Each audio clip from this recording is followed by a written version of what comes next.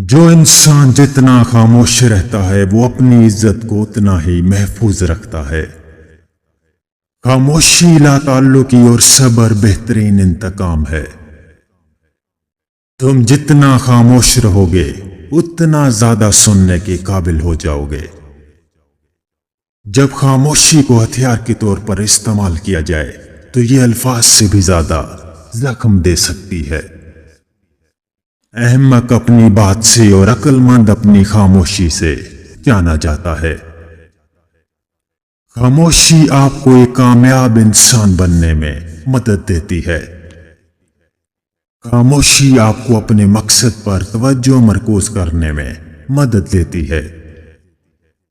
خاموش رہنا بہت مشکل ہے، لیکن خاموشی بہت بہترین انتقام ہے۔ خاموشی کسی کو بتانے کا یہ بہترین طریقہ ہے کہ آپ نے اچھا نہیں کیا۔